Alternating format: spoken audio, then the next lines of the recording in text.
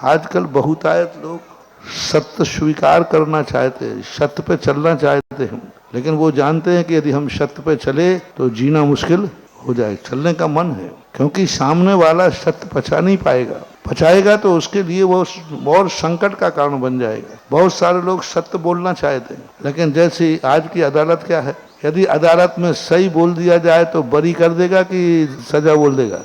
मान लो अदालत में किसी व्यक्ति ने कहा मैंने चोरी की है, तो अदालत बरी करेगा कि सीधी जेल डाल देगा? जेल डाल देगा। वो सत्य क्यों बोलेगा?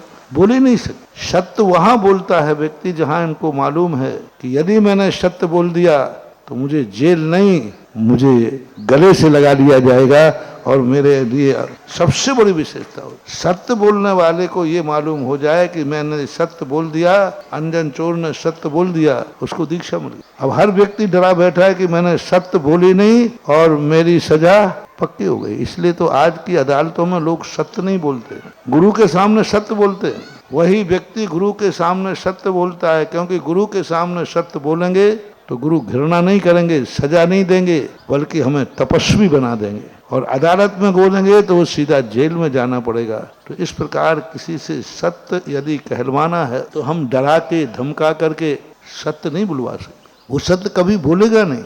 हमें पहले आत्मीयता चाहिए, हमें प्यार चाहिए, उसको मालूम होना चाहिए कि सत्य बोलने के बाद मेरी इज्जत बढ़ेगी कि घटेगी। जहाँ सत्य बोलने पर इज्जत घटती है, व्यक्ति मरते मर जाएगा, लेकिन सत्य नहीं बोलता। मैंने बहुत सारे देखे, कई अदालतों में मैंने लोग कहते मैंने कि भाई सत्य बोलो, बोले मैं सत्य बोला नहीं, वो जेल गए नहीं, इसलिए वो झूठ बोल। तो हमें सत्य बुलवाने के लिए हमें खुद इतना विशाल हृदय लगना पड़ेगा कि यदि उसने सत्य बोला है तो उसकी इज्जत बढ़ेगी, उसको सम्मान मिलेगा, उसको ऊंचाइयां मिलेंगी।